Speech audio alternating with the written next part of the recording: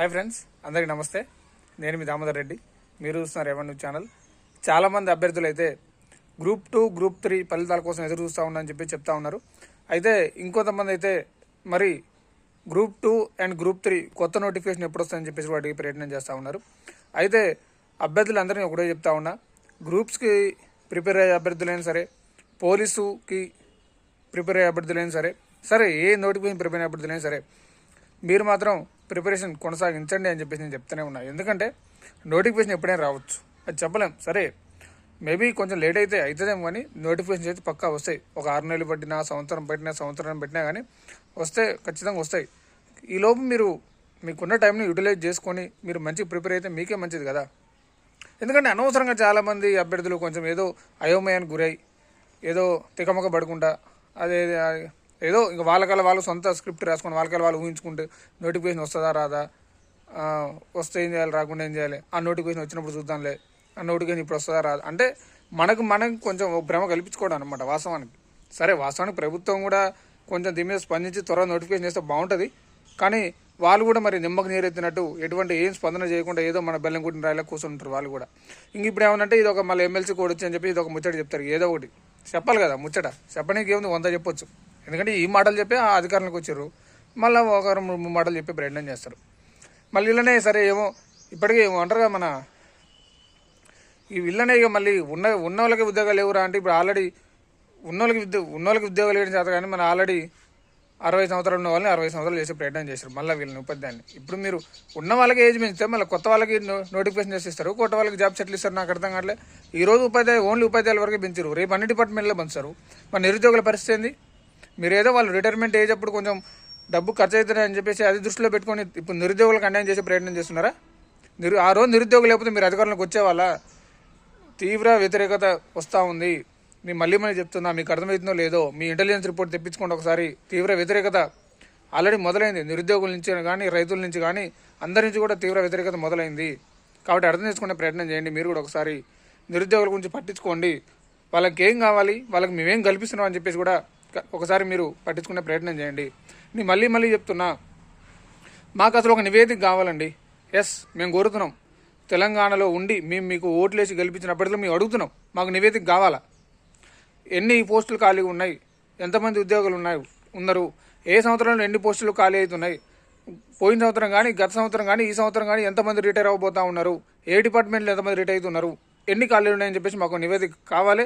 మీరు ఖచ్చితంగా దాన్ని పబ్లిక్ డొమైన్లో పెట్టాలని చెప్పేసి మేము అడుగుతున్నాం. ఎందుకంటే మాకు తెలియాలి ఖచ్చితంగా ఎన్ని ఖాళీలు ఉన్నాయని చెప్పేసి. మీరున్న ఖాళీలు అన్నీ భర్తీ చేస్తుర్రా, లేదంటే మళ్ళీ ఏమైనా వేరే చేస్తురా అని చెప్పేసి కూడా మాకు కూడా తెలియాలి కదా. కాబట్టి నిరుద్యోగులను గుర్తుంచుకోండి. ఎందుకంటే నిరుద్యోగులు లేకపోతే ఈరోజు మీ ప్రభుత్వం లేదు, అందరూ తెలిసిన ముచ్చటే అది. నీకు మళ్ళీ కొత్త మళ్ళీ ఆడ ఒత్తి పెట్టి మరి చెప్పాల్సిన అవసరం లేదు. మీకు కూడా తెలుసు, ఆనాడు నిరుద్యోగిత వల్లే మా ప్రభుత్వం అధికారంలోకి వచ్చిందని చెప్పేసి మీరు కూడా మాట్లాడే ప్రయత్నం చేశారు. కాబట్టి నిరుద్యోగులను పట్టించుకోండి. ఎందుకు నిరుద్యోగులను అంత చులకన చూపు? ఎవరు వచ్చినా నిరుద్యోగులను పట్టించుకుంటే నాదురే ఉండడు. ఎవరి సొంత స్వలాభం వాడు చూసుకోవడం, పక్కకు పోవడం. కాబట్టి అర్థం చేసుకునే ప్రయత్నం చేయండి. ఇంకోటి, చాలామంది అభ్యర్థులు కూడా కొంతమంది నిన్నేదో కొంతమంది నెగిటివ్ చేస్తున్నారని అని చెప్పేసి కూడా చాలామంది అనే ప్రయత్నం చేస్తూ ఉన్నారు. నేను ఒకటే చెప్పిన వాళ్ళకు కూడా, తమ్ముడు వాళ్ళు నెగిటివ్ చేసేంత కోపం వాళ్ళకు ఉంటే మరి నేను కూడా ఏం చేయలేను. ఎందుకంటే వాళ్ళు ఇప్పుడు ఏదో నెగిటివ్ చేసే ప్రయత్నం కొంతమంది సరే, కానీ నేను ఉద్యమం టైంలో ఎన్నో మాటలు పడ్డా, ఎన్నో అవమానాలు ఎదుర్కొన్నా. సరే వాటికి ముందు పోలిస్తే పెద్ద ఏం కాదు. అయినా మీకు మంచి చేసే వాళ్ళ మీద ఎందుకు నెగిటివ్ చేస్తారో కూడా నాకు అర్థం కాదు. అంటే అందరూ అన్నట్లే కొంతమంది ఏదో వాళ్ళకి ఏదో మరి వాళ్ళకి ఏమైనా ఉండొచ్చేమో నాకు తెలిసి. నేనైతే ఎవరికి కూడా ఎటువంటి ఏం ఇబ్బంది చేయలే. నేనేదో మీకు జస్ట్ ఇన్ఫర్మేషన్ ఇవ్వడం కోసం వీడియో చేస్తాను అంతేగాని ఇలా నాకు వచ్చేది ఉండదు, పోయేది కూడా ఏముండదు. ఇంతవరకు ₹1 కూడా రాలేదు నాకు యూట్యూబ్ పేరు మీద. చాలామంది పర్సనల్ మెసేజ్ పెట్టి అడుగుతుంటారు. కాబట్టి నేను అట్లా ఒక వీడియో చేస్తే అందరికీ తెలుస్తుంది కదా, మళ్ళీ పర్సనల్ అందరూ సమాధానం చెప్పుకోవడం ఎందుకని చెప్పి వీడియో చేస్తే అంతేగాని నాకు ఇలా వచ్చేది ఉన్నది, పోయేది ఏముండదు. కాబట్టి అర్థం చేసుకోండి. ఉద్యమం నేను గ్రూప్ 2 కోసం పోరాడే సమయంలో కూడా ఎంతమంది ఎన్నో మాటలు అన్నారు, ఎన్నో ఇబ్బందులు పడ్డాం, అరెస్టులు అయినాం, పోలీసు దెబ్బలు తిన్నాం, మీద కేసులు పెట్టుకున్నాం, ఎన్నో చేసినాం. నిద్రలేని గాతులు ఎన్ని గడిపినామో, తినని రోజులు ఎన్ని గడిపినామో. ఒక 2 నైట్లు స్టేషన్లు మొత్తం మీద కూర్చున్నాం, స్టేషన్లో కూర్చున్నాం. ఆ రోజు గ్రూప్ 2 సమయంలో చిక్కడపల్లి లైబ్రరీలో నేను ఎంత చేసినా మీ అందరూ తెలుసు. అంటే నేను చేసినా చెప్పుకోవడం కాదు, మీ సహకారం ఉంది. కానీ కొంచెం ఆ రోజు అందరినీ ఏకదాటి మీద తీసుకొచ్చి చిక్కడపల్లి లైబ్రరీ నుంచి మొదలుపెట్టి మళ్ళీ అశోక్ నగర్ దగ్గర సిగ్నల్ దగ్గర కూర్చోబెట్టి ఎప్పుడు రాత్రి సుమారు రాత్రి 8 మూసుకొని తెల్లారి 6 వరకు నేను కదలకుండా అక్కడనే కూర్చున్నా. ఎందుకంటే మళ్ళీ నేను వెళ్ళిపోతే మళ్ళీ మిగతా వాళ్ళు వేసి వెళ్ళిపోతే మళ్ళీ అంతా ఇంత చేసి అంత మైనస్ అయిద్దాము. తీరా దగ్గరకు వచ్చిన తర్వాత మనం ఒక దాని మీద కూర్చున్నట్టు అది ఖచ్చితంగా అయితే తీరాలని చెప్పేసి ఆనాడు గ్రూప్ 2 వాయిదా కోసం అలాగే గ్రూప్ 2 పోస్టుల పెంపు కోసం పోరాటం చేసిన ముచ్చట మీకు తెలిసిందే, మీరు చూసిరు కూడా చాలామంది. అండ్ అలాగే ఆ రోజు చిక్కడపల్లి లైబ్రరీలో కూడా కేవలం నన్నే టార్గెట్ చేసి పోలీసులు కూడా నన్నే సపరేట్ అరెస్ట్ చేయడం జరిగింది. నీకు ఇంకో చిన్న ముచ్చట చెప్తా, అసలు చూస్తే నమ్మరేం కానీ నేను మామూలుగా మా ఫ్రెండ్ని కలవడానికి అని చెప్పేసి ఓయూ క్యాంపస్ మీ అందరూ తెలిసే ఉంటుంది. అయితే ఓయూ క్యాంపస్కి వెళ్ళి నేను రత్నశేఖర్ అని చెప్పేసి నా ఫ్రెండ్ ఇద్దరం కలిసి బైక్ మీద వస్తున్నాం అనమాట. అంటే ఒక గ్రూప్ 2 ఉద్యమ అసెంబ్లీ అనమాట. అంటే కొంచెం అదే అయిపోయింది ఆల్రెడీ, ఇక వస్తున్నాం. అయితే ఆల్రెడీ అక్కడ ఓయూ ఆర్ట్స్ కాలేజ్ దగ్గర ఒక పోలీస్ మ్యాన్ రెడీగా ఉంటుంది ఎప్పుడైనా సరే ఏమన్నా చిన్న సంఘటనలు జరిగితే ఇట్లాంటి ఏమో చెప్పి పరిస్థితి అని చెప్పేసి వాళ్ళు ఉంటారు. నేను మా ఫ్రెండ్ని కలిసి పోతున్నా ఓకే. అయితే వెనక నుంచి ఏదో వెహికల్ వస్తుంది, సరే మేము కూడా అంత గమనించలే. కరెక్ట్గా మన ఉమెన్స్ లేడీ హాస్టల్ దగ్గరనే ఒక పోలీస్ మ్యాన్ అడ్డంగా వచ్చింది. వాళ్ళు ఆపినారు, మేము బండి మీదనే ఉన్నాం. ఏం సార్ అని చెప్పేసి అన్నారు, మీరు ఎక్కడికి పోతుర్రు, ఏదో ఉద్యమం చేయడానికి పోతుర్రు, మళ్ళీ చేయడానికి పోతుర్రు అని చెప్పేసి ఎత్తుకెళ్ళిరు నన్ను. అంటే నా ఫేస్ కూడా చూలే, వాళ్ళు నా సొక్క చూసి గుర్తుపెట్టారు అనమాట. నా షర్ట్ చూసి గుర్తుపట్టి బండి మీద ఉందని బలవంతంగా లేపి దాంట్లో కూర్చోబెట్టి మన ఓయి పోలీస్ స్టేషన్ కూర్చోబెట్టారు. ఏది మధ్యాహ్నం 2 ఆ టైం కూర్చోబెట్టి నైట్ 10 పెట్టారు. మళ్ళీ ఇట్లా ఎన్నో అవమానాలు, ఎన్నో అరెస్టులు, ఎన్నో ఇబ్బందులు పడ్డా. సరే కానీ నేనేమనుకుంటా అంటే ఒకటే మాట, ఇన్ని అవమానాలు పడ్డా, ఇన్ని చేసినా ఎవరో చిన్న మాటలు అంటే అవన్నీ పట్టించుకోవాలి అని చెప్పి నేను పట్టించుకునే ప్రయత్నం చేయను. ఎందుకంటే అవన్నీ పట్టించుకుంటే పోతే ఇక మళ్ళీ అన్ని పట్టించుకుంటే పోతే ఇక మన పని మనం చేసుకుంటలేము. కాబట్టి సరే అనుకుంటే ఉంటారు, ఇది పక్కన పెట్టి సరే. కానీ సరే నోటిఫికేషన్ అయితే మొత్తానికి రావాలి, మీరందరూ కూడా మంచిగా ఉండాలి. సరే నన్ను నెగిటివ్ అనవలేని సరే, నన్ను పాజిటివ్ అయినా సరే అంటే కొంతమంది ఉంటారు నెగిటివ్, అందరికీ లేదు. వాస్తవానికి చాలామంది కూడా నన్ను ఆదరించే వాళ్ళు ఉన్నారు, అభిమానించే వాళ్ళు ఉన్నారు, నా మీద ప్రేమ ఉన్నారు కూడా చాలామంది కూడా మెసేజ్లు పెట్టారు. అన్నా నువ్వు మా గుండెల్లో ఉంటావన్నా, మా కోసం ఎంత పోరాటం చేసినావో, నీ ప్రాణాన్ని కూడా పణంగా పెట్టి ఆ రోజు గ్రూప్ 2 వాయిదా కోసం ఎంత చేసినావో మాకు తెలుసన్నా అని చెప్పేసి కూడా చాలామంది అభ్యర్థులు చెప్పారు. సంతోషం. కాబట్టి మీరు కూడా కొంచెం అర్థం చేసుకోండి. అంటే మీరు కామెంట్ చేసే ముందు కొంచెం ఆలోచించుకొని కామెంట్ చేయండి. ఎందుకంటే ఏదో మామూలు ఏదో డైరెక్ట్ వీడియో చేసిన కదా, మీకోసం పోరాడే కదా, మన కోసం పోరాడే కదా, నేను అందరి కోసం చేసిన పోరాటం అని చెప్పేసి. ఆ రోజు గ్రూప్ 2 వాయిదా కోసం అయితేనేమి, మన ఎస్ఐ కానిస్టేబుల్ లాగ్జమ్ కోసం అయితేనేమి, గ్రూప్ 1 కోసం అయితేనేమి, ఇంకేం చేయాలి నేను ఇంతకు మించి ఏం చేయమంటారు చెప్పండి మీరే. ఇప్పుడు మళ్ళీ జాబ్ క్యాలెండర్ కోసం అని చెప్పేసి దీనికోసం కూడా పోరాడే ప్రయత్నం చేస్తూనే ఉన్నా కదా, మీకోసమే కదా. నేనేమన్నా ఎవరి దగ్గర ₹1 తీసుకున్నా, మళ్ళీ ఒక మాట చెప్తున్నా, నీ ఇంతవరకు ఎవరి దగ్గర ₹1 తీసుకున్నా అని చెప్పేసి ఎవరైనా అన్నారు ఇంతవరకు? మీతో ఎవరు అన్నారు? అందుకంటే ఎవరి దగ్గర ₹1 తీసుకుని ఆ మాట కూడా అనిపించుకొని నాకు అవసరం లేదు. కోర్టు కేసులు అదే ఇంతవరకు ఎవరి దగ్గర ₹1 తీసుకున్నా. నేను స్వచ్ఛందంగా ఏదో మన నిరుద్యోగ మిత్రులు, మన మిత్రులు ఊర్ల నుంచి వచ్చి ఉంటారు, కొంచెం ఇబ్బంది పడుతుంటారు కాబట్టి పాపం వాళ్ళ కోసం ఏదో చేద్దామని నేను చేస్తుంటా. అంటే కానీ ఏదో కొంతమంది ఏదో సరే నెగిటివ్ ఉంటే వాళ్ళు ఉంటారు, చేసుకోమని చేసుకోండి, సరే వాళ్ళు అన్నంత మాత్రం మనకేం కాదు. అది మనం తీసుకుంటే మనం బాధపడాలి. కానీ ఏదో ఇక మనకున్న కొంచెం ఉన్న దిష్టి కూడా పోయింది అనుకోవడం అంతే, మనం ఏం లేదు. సరే ఇది పక్కన పెట్టండి. అయితే మీరు అభ్యర్థులారా, నేను మళ్ళీ చెప్తున్నా, చదివే అభ్యర్థి అయితే కరెక్ట్ క్లారిటీ చదువుకోండి అంతే. నేను మళ్ళీ చెప్తాను, అనవసరంగా తారతమ్యాలు వద్దు, హ్యాపీగా చదువుకునే ప్రయత్నం చేయండి. అండ్ మళ్ళీ ఇంకోటి చెప్తున్నా, తల్లిదండ్రులు మాత్రం ఇబ్బంది పెట్టే ప్రయత్నం చేయకండి. ఎందుకంటే మీరు ఏం చెప్పినా వాళ్ళు డబ్బులు లేవంటారు, కానీ మేము చదువుతున్నాం, కోచింగ్ పోతున్నాం, ఖచ్చితంగా హైదరాబాద్లో చదువుకోవాలంటే మాత్రం వాళ్ళు ఖచ్చితంగా మీకు డబ్బులు ఇచ్చే ప్రయత్నం చేస్తారు.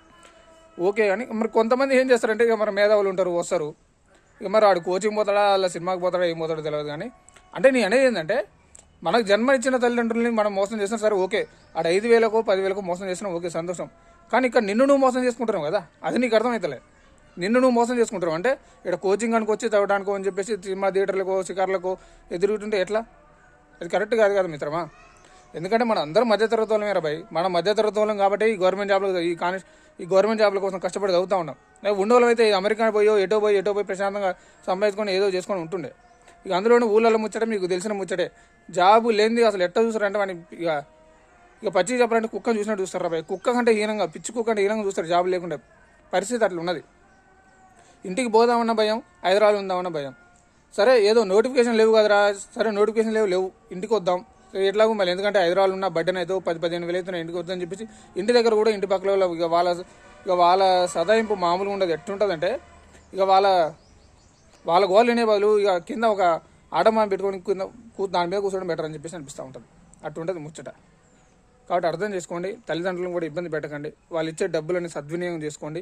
అండ్ అవసరమైతే మీరు కూడా ఏదో పార్ట్ టైం ఏదో జాబ్ చేసుకొని సంపాదించుకోండి నోటిఫికేషన్ వచ్చేంత వరకు. ఎందుకంటే మనల్ని కన్నది వాళ్ళు కాబట్టి వాళ్ళని మోసం చేయడం మాత్రం కరెక్ట్ కాదని చెప్పేసి నేను చెప్తా ఉన్నా.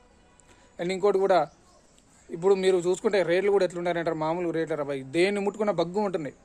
జస్ట్ ఇందాక ఏదో మా సరుకులు తెమ్మంటే ఇంట్లో వాళ్ళు అరకిలో మినపప్పు, అరకిలో శనగపప్పు, సమ్ ఆయిల్ ప్యాకెట్ ఏం తీసుకుపోతే నీ అందరిలో మహా ఒక 200, ఒక 300 అయితే అనుకున్నా, 800 బిల్ వేసిండు. అసలు ఏంది ఇది, సరుకులకు ఇంత రేట్లు ఉన్నాయా ఏంది, అసలు మనం ఎట్లా బతుకుతున్నాం అసలు ఏందని చెప్పి ఇంట్లో వాళ్ళు ఎంత కష్టపడుతున్నారని చెప్పేసి అర్థం చేసుకోవాలి మనం కూడా. ఎందుకంటే ఈరోజు పెట్రోల్ ఖర్చు 100 దాటినది, ఒక సామాన్యుడు బతకలేని పరిస్థితి ఈ రేట్లలో. కాబట్టి నువ్వు కూడా కష్టపడి ఏదో ఒకటి చెయ్యు, నీకు ఓపుకున్నంత వరకు. నేను మళ్ళీ మళ్ళీ చెప్తున్నా రాబాయ్, ఏ పని చేయడం కానీ సిద్ధంగా ఉన్నాడు, సిగ్గుపడాలని అవసరం లేదు. ఏ పని చేయకుండా అసలేం దరిద్రం అది.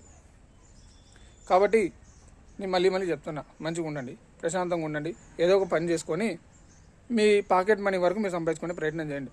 అంటే తల్లిదండ్రులు కూడా ఆశపడతారు ఓకే, కానీ moral end of the day మనం వాళ్ళకి ఇవ్వాల్సింది ఏంది భయ్, వాళ్ళు ఏదో మనం సంతోషంగా ఉంటేనే వాళ్ళకి కూడా కావాల్సింది. కాబట్టి ఎండ్ ఆఫ్ ది డే మనం కూడా కష్టపడి చదివితే వాళ్ళకంటే సంతోషించే వాళ్ళు ఎవరు ఉంటారు నాకు తెలిసి ఈ ప్రపంచంలో. నీ తల్లిదండ్రుల కంటే నువ్వు ఒక స్థితికి వచ్చిన తర్వాత నీ తల్లిదండ్రులకు మించి నీ సంచేవాడు ఎవడు ఉండడు. ఒకటే ఒక మాట చెప్తున్నా ఫైనల్గా, నీ ప్రయత్నం ఎంత నిశ్శబ్దంగా ఉంటుందో నీ విజయం అంత భయంకరంగా ఉండాలి. నీ ప్రయత్నం నిశ్శబ్దంగానే ఉండాలి, ఎవరిని తెలవద్దు. అసలు నువ్వు చదువుతున్నవారు అంటే ఏముంది చదవట్లే ఏముంది అన్నట్టు చెప్పాలి నువ్వు, ఎందుకంటే నువ్వు చదువుతున్నట్టు మళ్ళీ మాట్లాడమంట. కానీ కొట్టే విజయం మాత్రం భయంకరంగా ఉండాలి. అందుకే నేను మళ్ళీ చెప్తున్నా. ఇక కొంతమంది ఉంటారు, ఇక మళ్ళీ ఇలా 3 రకాలు మళ్ళీ వెళ్ళిన చదివేటోళ్ళు కూడా. ఇక వాళ్ళు కూడా చెప్పాలి. ఒకడు ఏమనుకుంటాడు, ఇక రేపటి నుంచి స్టార్ట్ చేయాలరా బై బరాబర్, ఈ ఒక్కరోజు ఫుల్ ఎంజాయ్ చేసి రేపటి నుంచి చదవడం స్టార్ట్ చేద్దామని చెప్పేసి అంటాడు. వాడు తెల్లారి మళ్ళీ లేచి పొద్దుగాల మళ్ళీ ఇన్స్టాగ్రామ్ ఓపెన్ చేసి 1 గంట సేపు అల్లు ఉండే, గంట సేపు ఫేస్బుక్లో ఉండే, గంట సేపు వాట్సాప్లో ఉండి, సినిమాకు ఉండి అటు ఇటు తిరిగి మళ్ళీ పండుకునే ముందల మళ్ళీ ఇదే ముచ్చట అనుకుంటాడు. తెల్లారి మళ్ళీ కరెక్ట్గా రేపటి నుంచి మొదలు పెట్టాలని అనుకుంటాడు.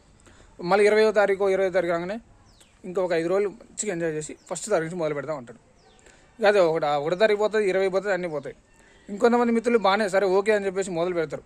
కరెక్ట్గా ఒక అర్ధగంట 20 నిమిషాలు చదివి ఇక లేచి నా సామిరంగా ఇట్లా ఇది మన ఈ ఎట్లా అంటే వాడికి అసలు ఇక ప్రపంచాన్ని జయించినట్టు, ఆల్రెడీ వాడు పోలీస్ డ్రెస్ చేసుకున్నట్టు, గ్రూప్ 1 వచ్చినట్టు ఒక అర్ధగంట చదివి అసలు ఇక ఫీల్ అయిపోతారు మామూలుగా కాదన్నట్టు. ఇక కొంతమంది అయితే ఇక బుక్ తీయడం, ఇక నిద్రపోవడం, ఇది ముచ్చట. అంటే మిమ్మల్ని ఏదో క్రిటిసైజ్ చేయాలని కాదు, కానీ కొంతమంది ఇట్లా ఉంటారు అంటున్నా. అంటే ఫస్ట్ నిద్ర మాత్రం వీడండి, యాక్టివ్గా ఉండే ప్రయత్నం చేయండి. మీరు ఎంత యాక్టివ్గా ఉంటే మీకు కూడా అంత మంచిది అనమాట. ఎందుకంటే మన ఏదో ఎవడి పని వాడు చేసుకుంటే పోతే బాగుంటుంది. నేను మళ్ళీ చెప్తున్నా, నువ్వు కరెక్ట్ టైంలో నీ ప్రయత్నం చేస్తేనే కరెక్ట్ టైంలో నీ విజయం నీకు అందుతుంది. నీ ప్రయత్నం నువ్వు ఎంత లేట్ అవుతున్నా కొద్ది విజయం కూడా నీకు అంత లేట్ అవుతుంది. కాబట్టి ఖచ్చితంగా వీడియో కూడా మొత్తం చూడండి, అందరికి లైక్ చేయండి, షేర్ చేసి ప్రయత్నం చేయండి. నేను మళ్ళీ ఇట్లాంటివి ఏమన్నా నీకు మళ్ళీ చెప్తా. ఎందుకంటే ఇక మళ్ళీ ఈ మధ్యలో ఒకటి వచ్చింది. ఇక ఏంటంటే ఇక మళ్ళీ చదివిందే బాగుండదు, కానీ ఇక ఇళ్ళనే ఇన్స్టాగ్రామ్లో ఇది ఒక దరిద్రం. నేను అందుకే మళ్ళీ చెప్తున్నా, చదువుకుంటారా బాబు ఫస్ట్, ఆ ఇన్స్టాగ్రామ్ డిలీట్ చేయండి. ఇక నాకు తెలిసి మీకు ఎంత సుత్తి అయి ఉంటుంది నేను చెప్పేదంతా. ఇక మీ అయినా ఇప్పుడు ఇదే చెప్తూ ఉంటారా నాయన, ఏమో అయితేందని చెప్పేసి నాకు తెలిసి నేను చెప్పిన ఈ 2 మాటలు కూడా స్కిప్ చేసి మళ్ళీ, అంటే నేను ఇంత చెప్తున్నా కానీ మీరు ఇన్స్టాగ్రామ్ రీల్స్, యూట్యూబ్ ఏదో చూస్తారని నాకు తెలుసు. అయినా నేను మళ్ళీ చెప్తున్నా, అంటే ఏదో ఇక నా పని ఆగలేక సరే ఒకళ్ళిద్దరు చూసినా సంతోషం అన్నట్టు చెప్తా ఉన్నా.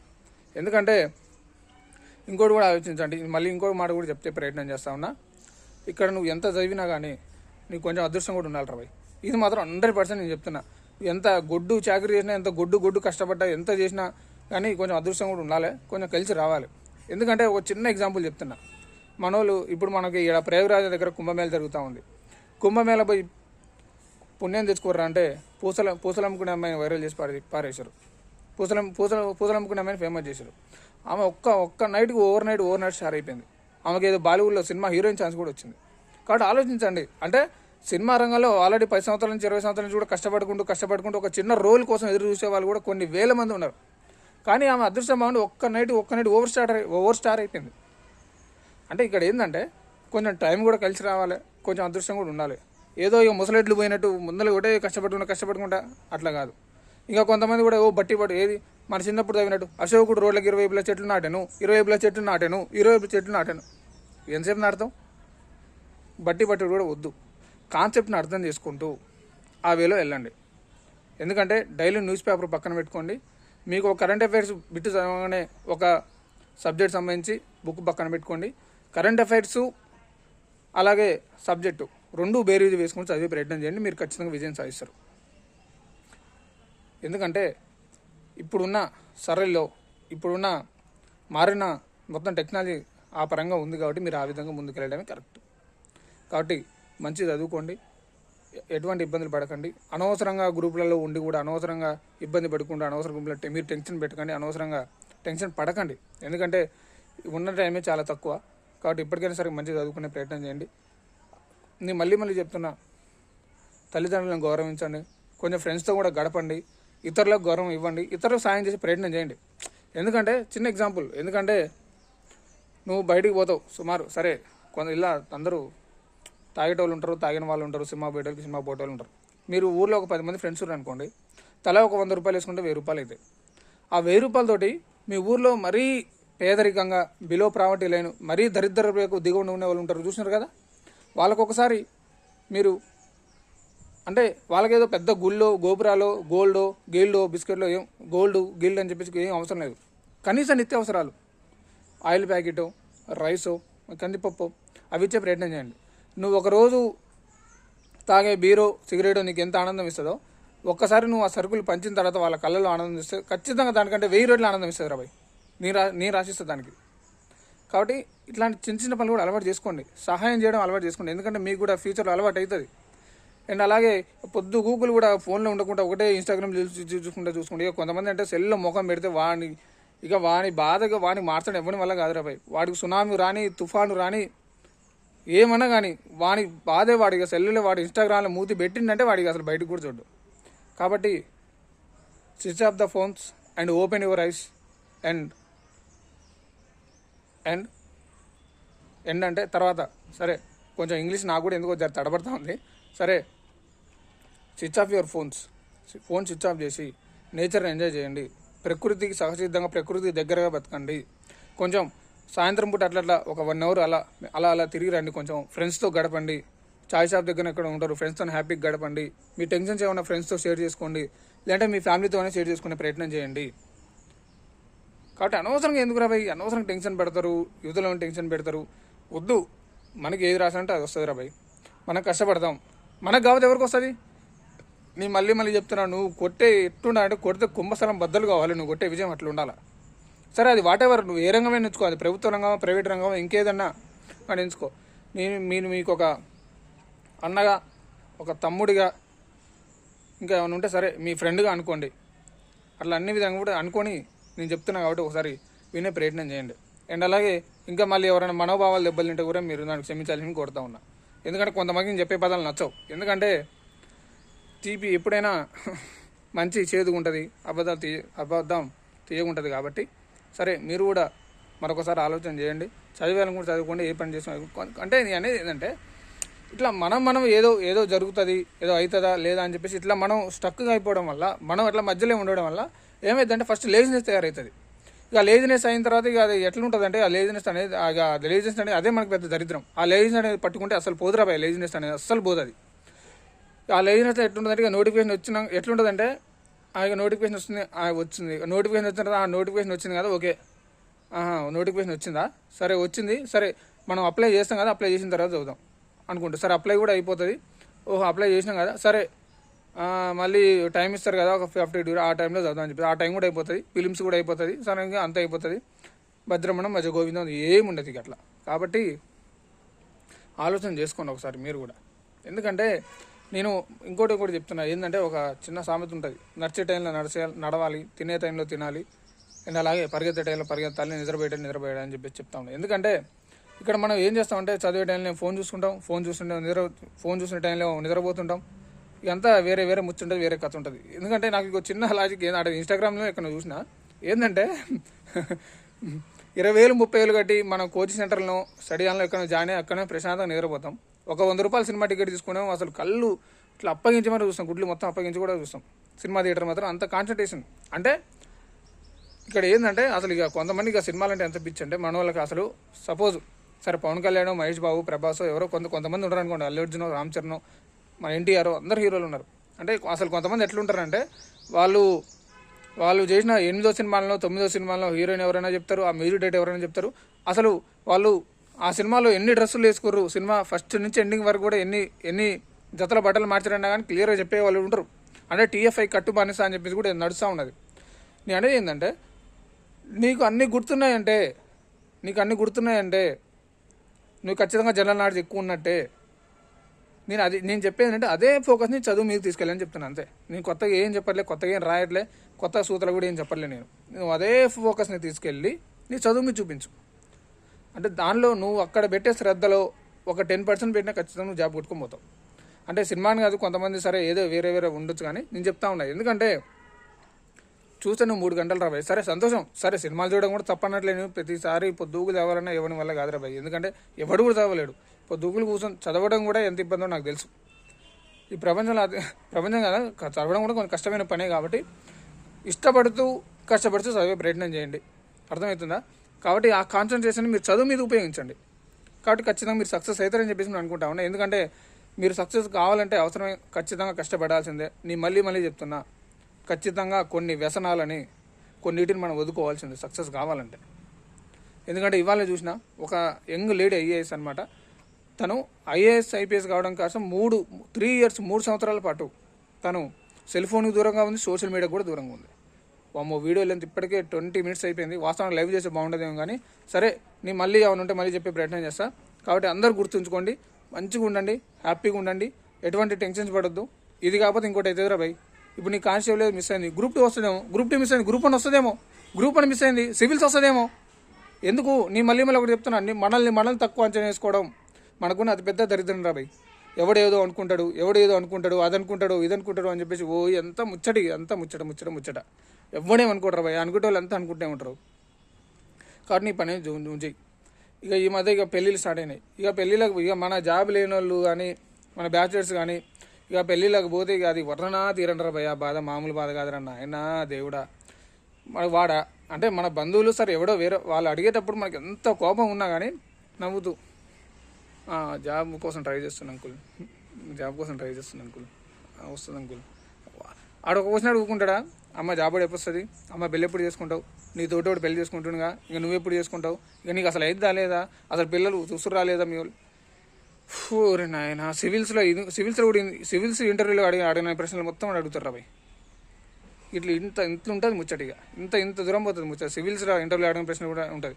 ఎట్లుంటుంది అంటే ఎట్లా కోపం వస్తుంది అంటే, నీ అమ్మ 2 ఆడమామూలు తీసిన అడేసి ఇంత లూరితే బాగుండని చెప్పేసి అంత కోపం అనిపిస్తుంది. కాబట్టి నువ్వు ఖచ్చితంగా చదవాలి, ఖచ్చితంగా జాబ్ కొట్టుకోవాలి, నువ్వు ఖచ్చితంగా ఇంటికి రావాలి, ఖచ్చితంగా నీ కన్న తల్లిదండ్రుల ఫేస్లో ఆనందం చూడాలి. అంతే ఇక నీకు వేరే ఏం కనపడద్దు. చదువుతున్నావు, నీ జాబ్ కొడుతున్నావు, నీ తల్లిదండ్రుల కళ్ళలో ఆనందం చూస్తున్నావు, అంతే. నీకు వేరే ఏమపడద్దు ఇక, అంతే. కాబట్టి అందరూ హ్యాపీగా ఉండండి, ప్రశాంతంగా ఉండండి. మీకు మళ్ళీ గ్రూప్ సంబంధించి కూడా కొత్త నోటిఫికేషన్ ఎప్పుడు వస్తుందని చెప్పి నెక్స్ట్ వీడియోలో చేసే ప్రయత్నం చేస్తా. ఇది ఈ రోజుకున్న వీడియో అయితే.